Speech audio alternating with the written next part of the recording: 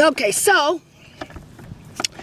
we want to understand this foot because we're going to grow a form-fitting hoof capsule that is going to protect the foot, keep it from distorting, from deforming, and from getting various hoof diseases, keep it from getting laminitis, keep the capsule weight-bearing, keep what I call weight-bearing equilibrium where everything works together. And the way we're going to start that is you're going to learn how to find the true apex of the frog. Now, every single thing on this hoof capsule can become distorted, can become deformed, and it can develop a false version of it. The length of the toe, you can have a false version. See where the where the apex of the frog is? Here's your frog corium from which your frog grows. Right here, just a minute.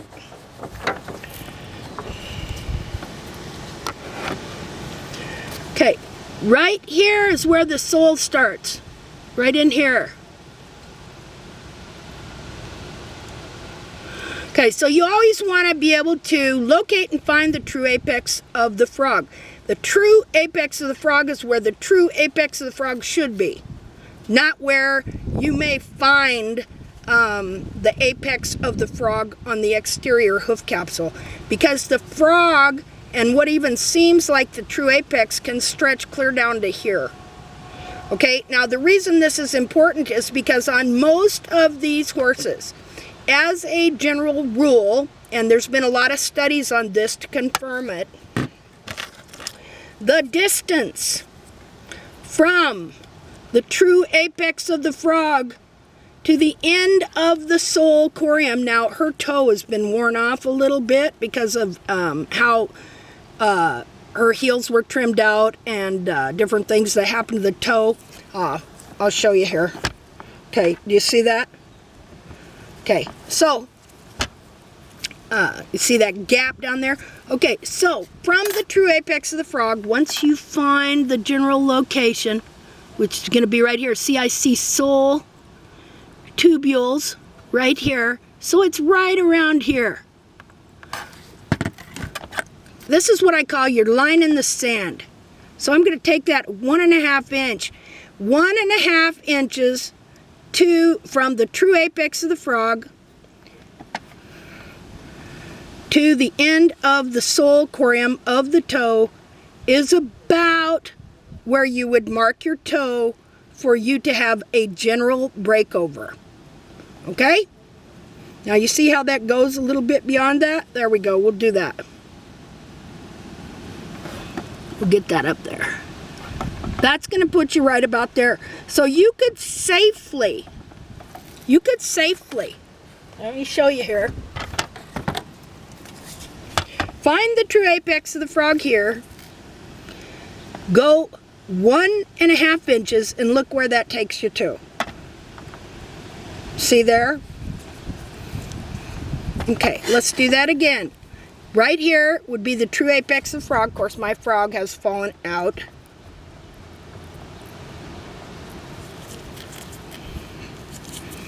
Okay. 1.5 inches right there. See it? So I know that I can safely keep my toe, the white line, right about there. Of course, then look here. You've got your hoof wall that goes beyond that. So 2 inches.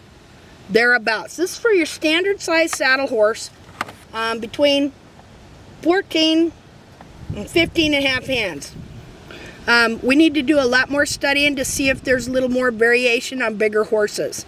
A lot of times on draft horses, you're not going to have any longer a toe because they have very steep hoof walls. Okay, so what we usually do is we find where the true apex of the frog should be. Then from there we measure 1.5 inches and we will draw a line, and that is our line in the sand where we're going to try and keep our toe wall to. A lot of times what will happen is it isn't just the toe that gets long, okay, but everything goes long, so you're having to back up the sides of the toe, which are called the toe quarters as well, and we'll go into how that is done.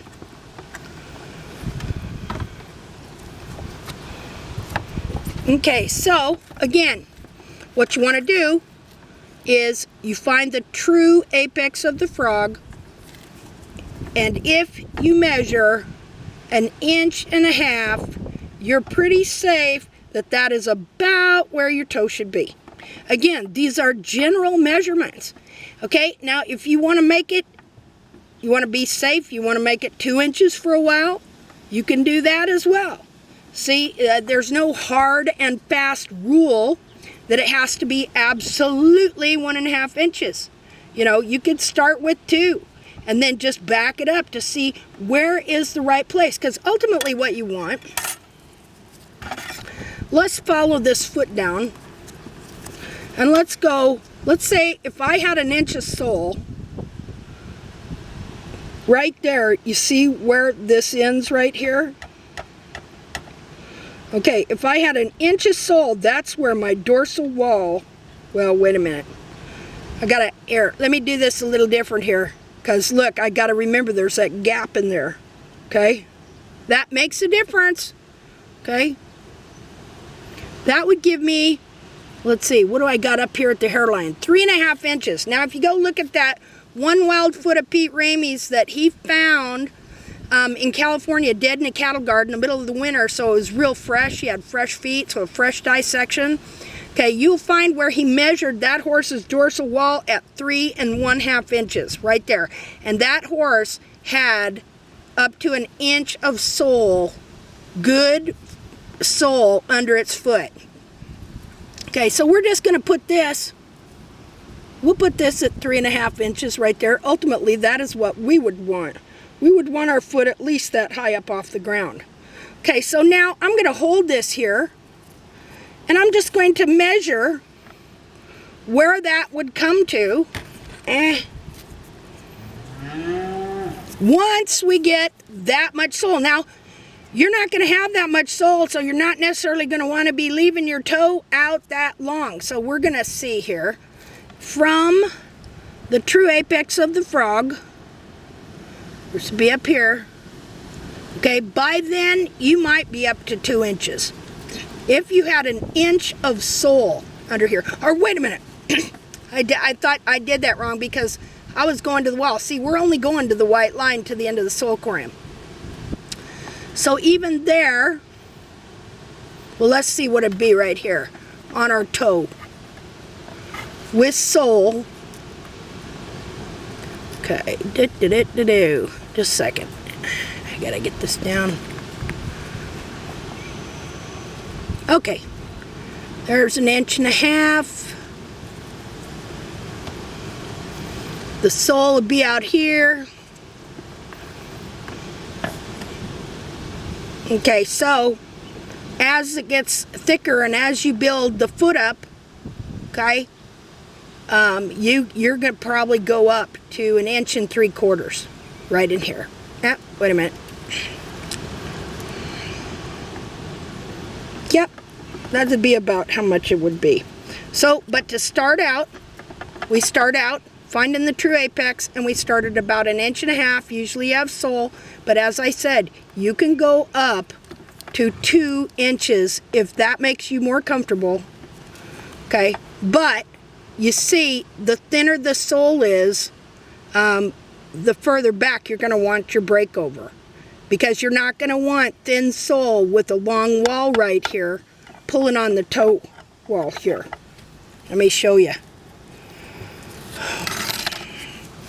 As I said, this is not cookie cutter. These are general, basic anatomical measurements. So let's see. Let me put this at 1.5 inches. You'd have real thin sole if you're measuring here. Let's face it. Okay. So right there. Okay, that'll make your breakover to where it's not totally pulling. If your dorsal wall has grown down to here, see, 1.5 inches right there. Now, let me do this. Hold on. I wonder if I can do this. Hold on. Let's say I had that much sole. Here, I've got to do this. Wait a second.